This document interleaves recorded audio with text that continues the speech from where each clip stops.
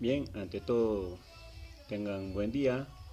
Para los estudiantes de la institución educativa Jesús Nazareno de Andahuaylas, el día de hoy vamos a tocar en el curso de Historia del Perú, vamos a tocar el tema sobre la cultura chavín. Este temita es para los estudiantes del primer año de educación secundaria. Bien, en temas anteriores hemos visto sobre el origen de las teorías sobre las culturas peruanas. Y ahí hemos visto pues cómo se originó la cultura, las diversas culturas. Tenemos, según Max Zule, el aporte de los mayas, las culturas proto-mochica, proto-nazca, y también la teoría autoctonista en la cual el señor este, eh, Julio César Tello nos habla sobre esta cultura que es la cultura chavín, que sería una cultura originaria del Perú y que esta cultura habría surgido desde una etnia llamada la etnia de los Arawat. Por ejemplo, ¿no? Si hablamos de esta cultura como es chavín, la cultura chavín es una de las culturas más importantes del Perú precerámico. Y a su vez también es la cultura más antigua. Su lugar principal está en el centro denominado Chavín de Huántar. Quiere decir que su lugar originario es el pueblo denominado Chavín de Huántar, el cual es un sitio arqueológico ubicado en el mismo distrito Chavín de Huántar, en la provincia de Huari, en el departamento o la región Ancash.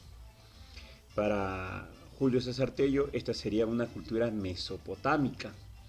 ¿Por qué mesopotámica? Porque la palabra meso significa medio, mitad, entre, y potamia viene de potamología. ¿Y qué estudia la potamología? Estudia los ríos.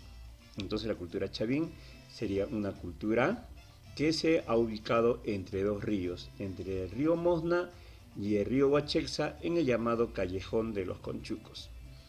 Acá en la ubicación geográfica dice la cultura chavín tuvo su origen en el pueblo denominado Chavín de Huántar, ubicado actualmente en el departamento o región Ancash, que se encuentra algo más de 300 kilómetros al norte de la ciudad de Lima. Y su descubridor sería este señor, ¿no? Sería el señor Julio César Tello. Aunque dice que el cronista Pedro Cieza de León fue quien logró llegar por esa zona, pero su verdadero descubridor es Julio César Tello. Y los límites, por el norte está Tumbes, ¿no? Y por la zona de los Andes es Cajamarca. Por el sur está la zona de Río Grande, Ica, Ayacucho, que también pertenece pues, ¿no? a la zona sur. Por el este estuvo el río Marañón y la naciente río Guayaga. Y por el oeste estuvo la costa norte. Si hablamos de la extensión, por ejemplo, la cultura chavín, cuando alcanza su mayor extensión, ocupó gran parte de la costa y sierra del Perú. Por eso es que la cultura chavín la llamamos cultura pan-peruana. La palabra pan significa expansión, quiere decir expansión para el Perú. O pan andina, a expansión por la zona de la sierra. Por razón por la cual se le denomina, como les digo, pan peruana o pan andina. También abarcó territorios de Ecuador por el norte, territorios de Argentina, Bolivia y Chile por el sur. Ojo que no abarcó esta zona, sino que realmente su influencia llegó hasta esos países. Por eso acá dice, su origen sería la etnia de los Arawat, es una etnia amazónica cerca al río Marañón y también cerca al río Guayaga, y por eso que se le dice que es una cultura matriz. ¿Y por qué es una cultura matriz? Porque es una cultura que sirvió de base prácticamente, ¿no? De base para el desarrollo de las demás culturas en el Perú. ¿Y por qué de base? Porque Chavín aportó para el desarrollo de los mochicas, de los paracas, de los nazcas, de la cultura tiahuanaco, que son culturas que pertenecen al primer intermedio. Hay que recordar que Chavín, por ser una cultura pan-peruana, entonces Chavín pertenece al primer horizonte o llamado también horizonte temprano. como ya le dijimos, fue una cultura panperuana por extenderse por el Perú y una cultura panandina por extenderse en la zona de los Andes, ¿no? Entonces, eso es referente a lo que es la cultura chavín. Y este es el centro de Chavín, ¿no? Que tiene 2 o 3 niveles. Actualmente se está deteriorando por el pasar de los años, ya son más de 2000 años que se desarrolló esta gran cultura chavín. Chavín influyó en diversas culturas, como estamos diciendo. Influyó en culturas como Paracas, porque los chavín, por ejemplo, en su trabajo escultural, tenemos la presencia, por ejemplo, del jaguar, de la serpiente, ¿no? Tenemos la presencia del mono, aunque muchos de ellos fueron sus dioses, pero también encontramos, por ejemplo, en Paracas, en sus tejidos, tenemos la presencia del mono, y Paracas está en la costa, y Chavín es de la sierra, y el mono no es ni de la costa ni de la sierra, sino de la selva. ¿Y de dónde provienen los Chavín? Justamente de la zona de la selva. Y lo mismo que encontramos en la línea de Nazca. Encontramos la figura del mono, encontramos la figura del lagarto, del colibrí, y esos animalitos son prácticamente de la zona andina, o de la zona amazónica que diga. Lo mismo tuvieron influencia sobre los centros de Cupiznique en La Libertad, Sechín en Ancas, Chongoyape en Lambayeque y Vicus en Piura. Ahora, en lo que respecta a su organización política, los gobernantes era la clase predominante y era la clase sacerdotal, respaldada por la nobleza guerrera, y también fue una sociedad teocrática. Quiere decir que formaron un gobierno donde los líderes religiosos asumían el poder dominante. En este caso eran los llamados sumos sacerdotes, que rendían culto prácticamente a ellos. Por ejemplo, su poder, dice, emana de Dios. En el término griego significa Dios, significa teo, y kratos significa gobierno. Por eso dice que el gobierno o el estado de Chavín fue un estado teocrático, y por eso decían que el poder emana de Dios.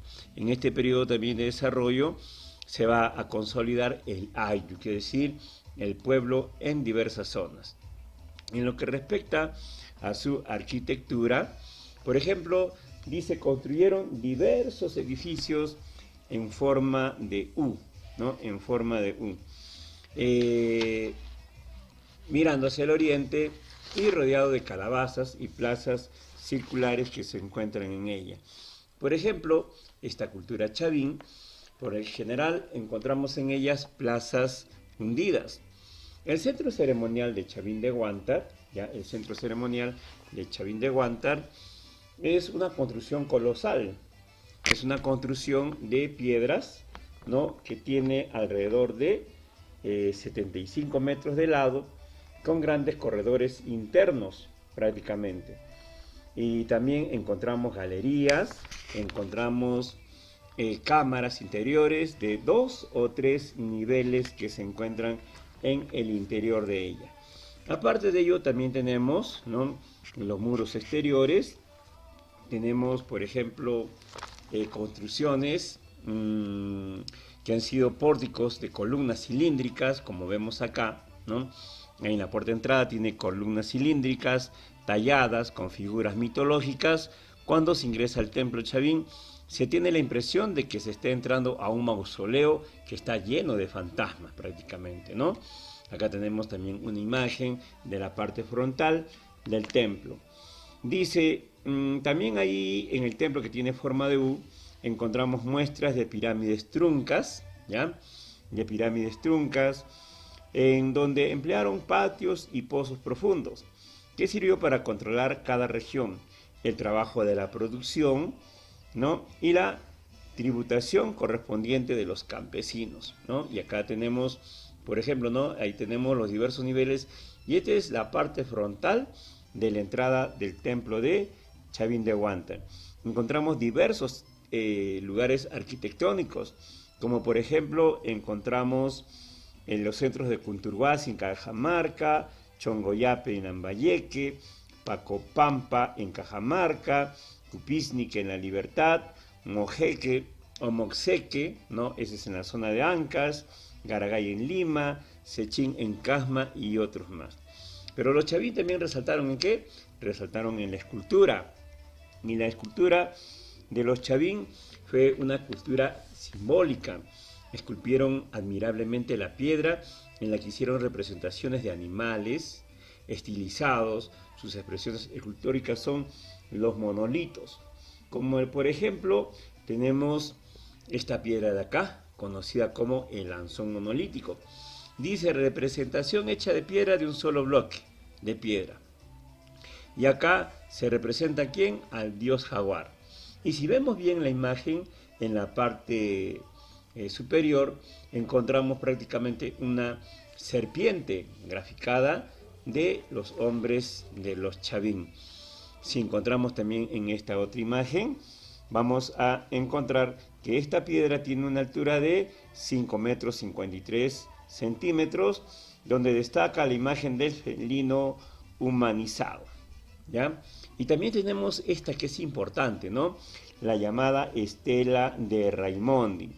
La estela de Raimondi tiene entre 1,90 m y 1,95 m de altura, que representa la divinidad antropomorfa, posiblemente contenga al dios Viracocha.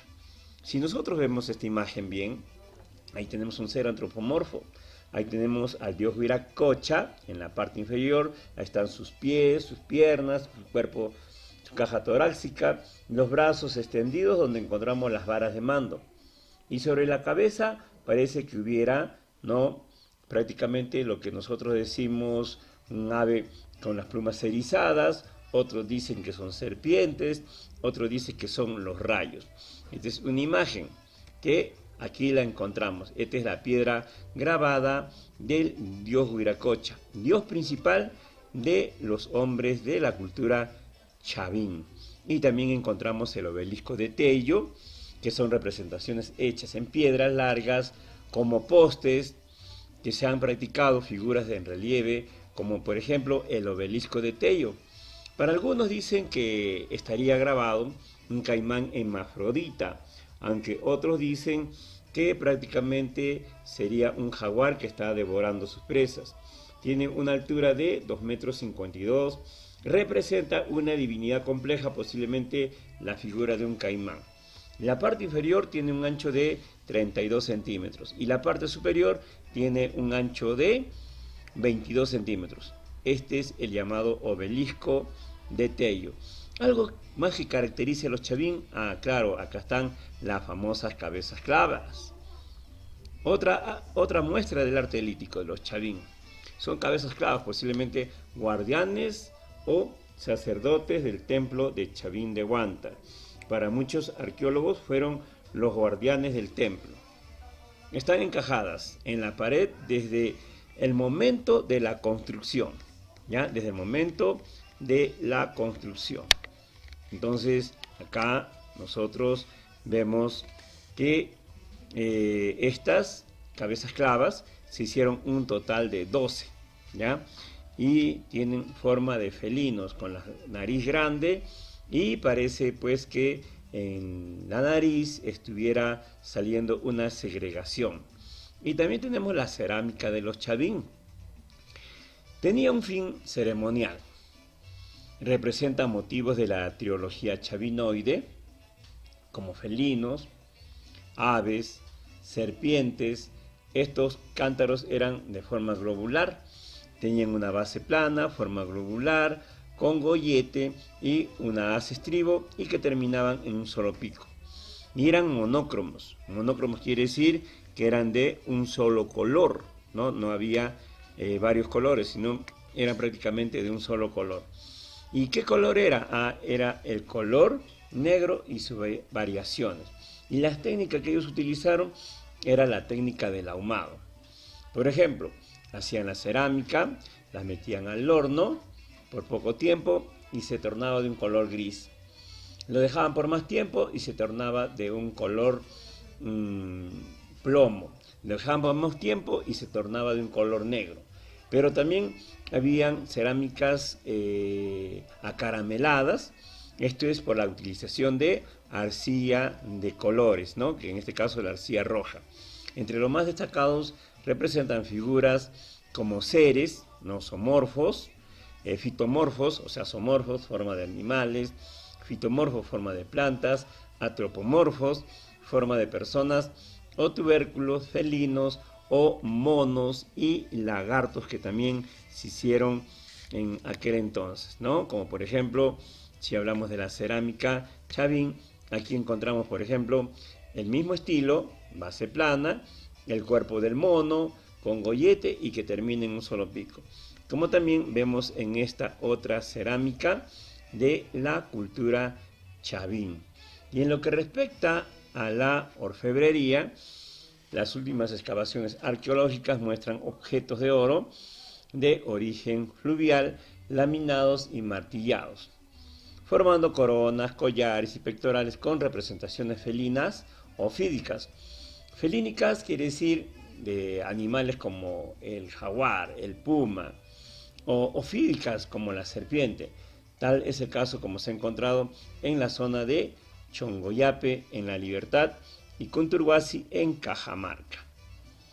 Acá dice orfebrería Chavín, modelaban mediante el martillado y el repujado, confeccionando además diademas. Diademas quiere decir como aretes o orejeras que utilizaron, brazaletes, aretes, orejeras, cuentas de collar y pequeños adornos, ¿no? Entonces acá tenemos lo referente a lo que es, ¿no?, el arte de la orfebrería de la cultura Chavín. Y como también encontramos aquí en Chongoyape, ¿qué encontramos en ella? Encontramos prácticamente el trabajo realizado, donde vamos a encontrar, ¿no?, el desarrollo de el dios Huiracocha o el dios antropomorfo que tenían los hombres de la cultura Chavín. Bien, jovencitos, este es el tema para el día de hoy. Ya cuando tengamos las clases virtuales vamos a explicar un poquito más. Esta es una referencia para ustedes. Quien les habló es el profesor Juan José Atoche Garay de la institución educativa Jesús Nazareno de Andahuaylas. Que tengan un buen día. Gracias.